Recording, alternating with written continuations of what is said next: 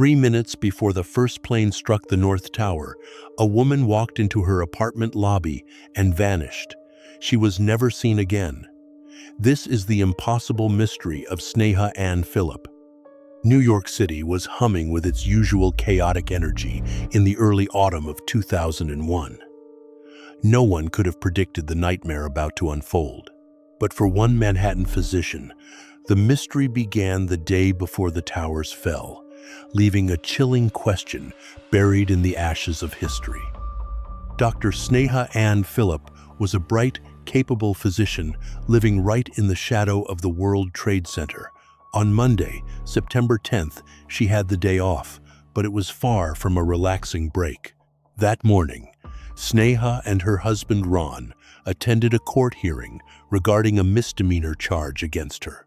Police reports later claimed the couple had a massive, explosive argument at the courthouse over alleged substance abuse and secret affairs. While Ron would later vehemently deny this, insisting their relationship was solid, the alleged fight casts a long, unsettling shadow over everything that followed. Did a terrible argument push Sneha to make a drastic decision, or was this simply a stressful morning that she brushed off before going about her day? These final hours are the only S we have to a puzzle that has remained unsolved for over 2 decades. Something was shifting in Sneha's life, and the events of that Monday would soon become the focal point of a global investigation. We are going to trace Sneha's final confirmed footsteps through the bustling streets of Lower Manhattan, examining every security camera frame and every digital footprint she left behind. We will look at the bizarre coincidences, the unexplained companions, and the chilling timeline that places her at the absolute epicenter of the worst terrorist attack in American history. Was she a heroic doctor who ran toward the devastation to save lives, ultimately becoming the final, unrecovered victim of the Twin Towers? Or did she use the unimaginable chaos of that apocalyptic morning to slip away, orchestrating the perfect disappearance to escape a life she no longer wanted? If you want to uncover the truth behind history's most baffling unsolved mysteries, make sure you hit that subscribe button and turn on notifications so you never miss an investigation. We are diving deep into the impossible paradox of a woman who vanished into thin air just moments before the world changed forever. Let us step back into the world of September 10th, 2001. It was the last normal day in America. The afternoon was quiet and deeply ordinary. Between 2 o'clock and 4 o'clock, Sneha sat at her computer, spending 2 hours on instant messenger chatting with her mother. It was a light-hearted, entirely mundane conversation. They talked about Ron playing his guitar at a recent party and discussed everyday family matters. There was absolutely no hint of distress, no subtle goodbye, and no indication of a woman planning to vanish. But during this chat, Sneha casually mentioned something that would later send chills down the spines of investigators. She told her mother that she was planning to check out Windows on the World, the famous luxury restaurant located on the 106th floor of the North Tower, to see if it would be a good venue for a friend's upcoming wedding. It was a passing comment, a simple logistical thought for a future event.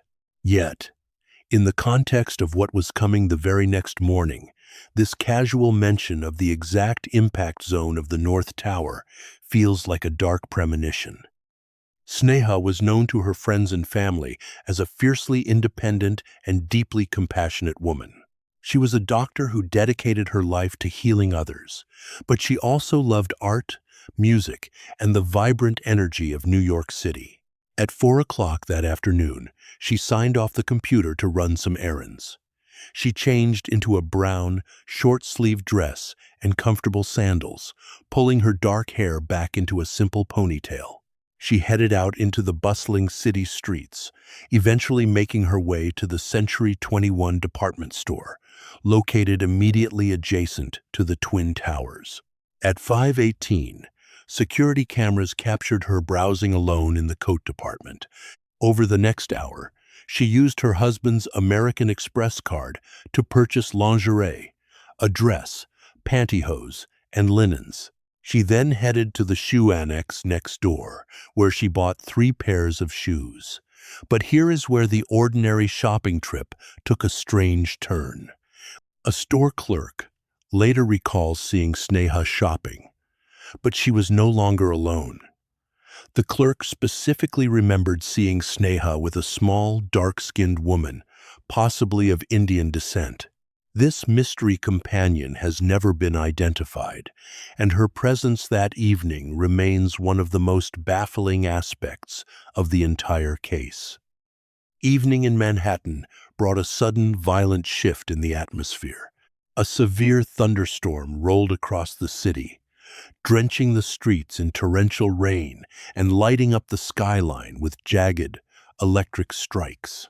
It was a cleansing storm, one that scrubbed the air of humidity and paved the way for the famously crisp, cloudless blue sky that would define the following morning.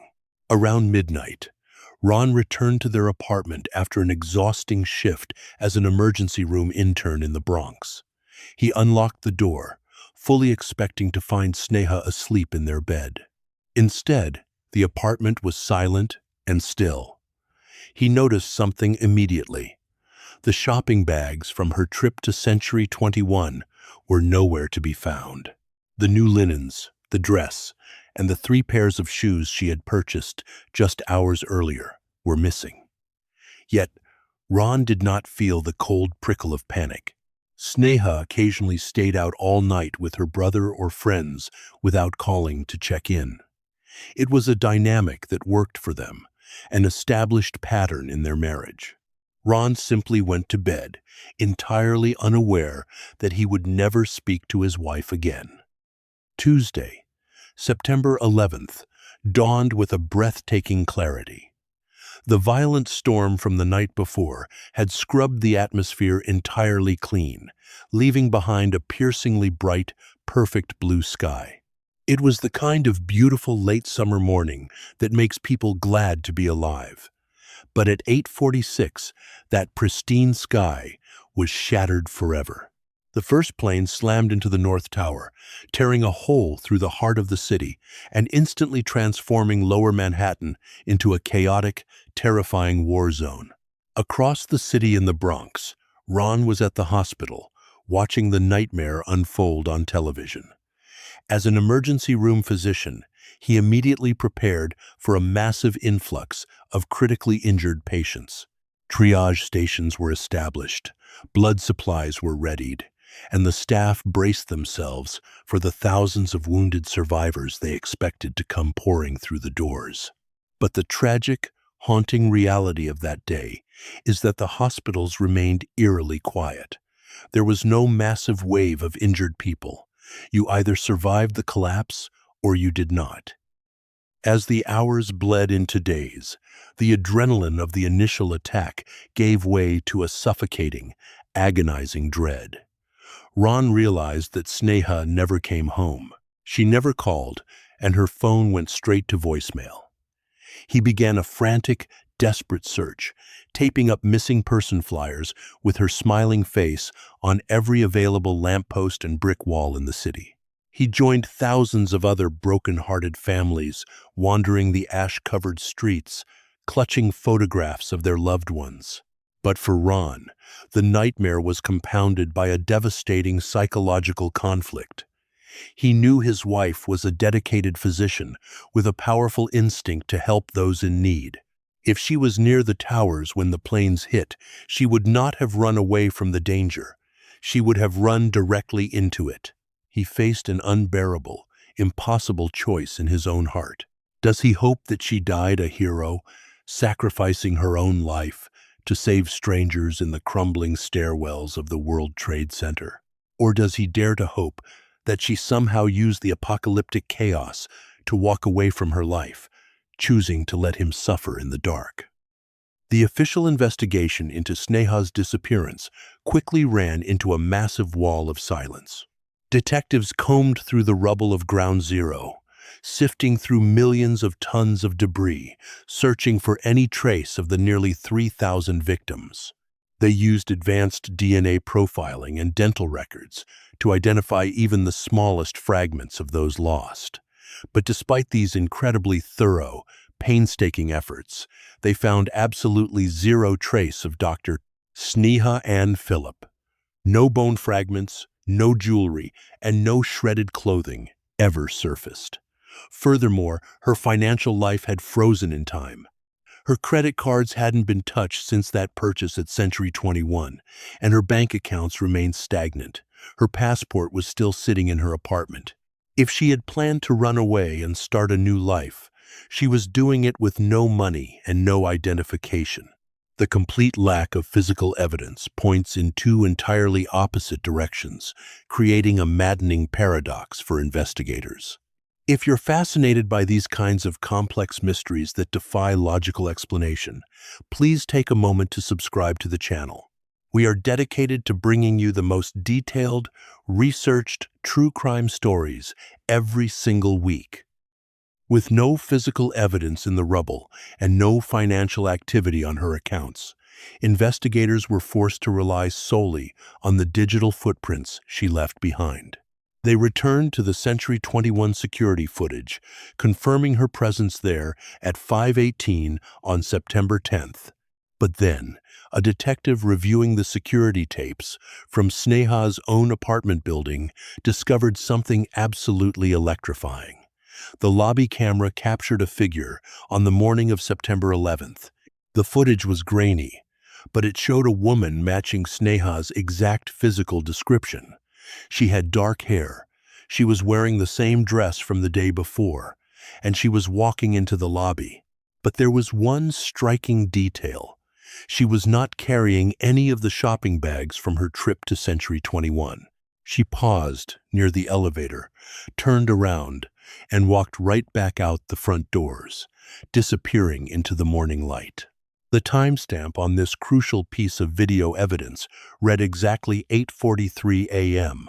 It is a detail that instantly changes the entire trajectory of the investigation. Let us pause and re-examine the pieces of this puzzle, because they are beginning to form a truly disturbing picture. We have to look back at the morning of September 10th, before the shopping trip and before the storm. A police report claimed there was a significant confrontation at the courthouse regarding allegations of secret affairs and substance abuse. If that argument actually happened, could it have been the catalyst for everything that followed? We have to wonder if she spent the night with the unidentified woman seen with her at the shoe store, perhaps seeking comfort or planning an escape. Her established habit of staying out all night provided the perfect cover for someone who might want a head start on a disappearance. And then, there is the chilling detail from her chat with her mother about windows on the world. Was she actually planning to go to the top of the North Tower that morning? Every single detail we've uncovered seems to point toward a deliberate, carefully concealed, secret life, right up until the moment she is captured on that lobby camera. We must now bring all of these fragments together, because the timing of that lobby video is the key that unlocks the true horror of this mystery. Remember the alleged fight at the courthouse, the whispers of secret affairs, and the mysterious companions seen at the department store. All of these details point to a woman whose life was secretly unraveling, a woman who may have been desperately searching for a way out. We also have her casual mention of visiting windows on the world, which placed her intentions squarely on the 106th floor of the North Tower. On the night of September 10th, she did not come home, which was a habit her husband had grown used to. But then, the lobby camera caught a woman matching her description, walking into her building. She paused, waited for a moment, and then turned right back around to leave. The timestamp on that footage was 8:43 a.m. Exactly 3 minutes later, at 8:46 a.m., American Airlines Flight 11 crashed into the North Tower. If that woman in the video was indeed Sneha, she was standing in her lobby just blocks away from the Trade Center, completely unaware that in 180 seconds, the world she knew was going to end. Did she hear the roar of the engines overhead? Did she see the shadow of the plane passing over the street? Perhaps she ran toward the explosion to fulfill her duty as a doctor, or perhaps she used the ensuing chaos and the collapse of the city's infrastructure to simply walk away into a new life. The psychological weight of those 3 minutes is almost impossible to comprehend. Consider the reality of standing in the quiet lobby of your apartment building while the bright morning sun streams through the glass doors. You have your entire life ahead of you, carrying whatever secrets, burdens, or plans you made the night before. You turn around and step out onto the sidewalk. 3 minutes later, the sky tears open. The realization that Sneha Philip was caught in this impossibly narrow window of time forces us to confront a terrifying truth about human existence. We are all walking on a razor's edge between a mundane morning and absolute catastrophe. If she had gone upstairs to her apartment, she likely would have survived. If she had stayed out with her friend for just 10 minutes longer, she might have been safe. Instead, she stepped out of her building at the exact moment that placed her at the epicenter of a historical apocalypse. The profound horror of this story is not just that she vanished, it is the unbearable realization that her disappearance is permanently locked inside the most traumatic morning in American history. It leaves her family to eternally wonder if she was lost in the dust of the towers or if she is living under a different name in a distant country. For years, Sneha's family fought a grueling, heartbreaking legal battle to have her officially recognized as a victim of the September 11th attacks. Initially, a judge denied the petition, citing the police reports regarding her personal troubles and the complete lack of physical evidence placing her at the World Trade Center. It was a devastating blow to a family that desperately needed closure. They appealed the decision, arguing passionately that her character as a dedicated physician meant she undoubtedly ran toward the danger to render aid to the injured. Finally, in 2008, a New York State appeals court overturned the original ruling. The court officially declared that Dr. Sneha Philip perished at the World Trade Center on September 11th, 2001. Her name was formally added to the National September 11 Memorial, etched into the bronze parapets surrounding the South Pool. Officially, she is recorded as the 2,751st victim of the attacks. But in a case this complex, an official ruling does not always provide a definitive answer. The court's ruling gave her family a place to grieve, a beautiful memorial where they can trace their fingers over her name. But in the quiet, lonely hours of the night, the questions still linger in the air like smoke. The lack of DNA, the mysterious woman in the shoe store, the unspent money, and that haunting lobby video at 8:43 a.m. all combine to leave the door of possibility open just a crack. It is a mystery that forces us to question how well we truly know the people we love, and how quickly a life can be erased by the tides of history. If you found this investigation into Sneha's disappearance compelling, please subscribe to the channel so you do not miss our upcoming deep dives into the world's most enduring mysteries. Your support allows us to keep searching for the truth. Until next time, keep questioning everything, because the reality is rarely as simple as it seems.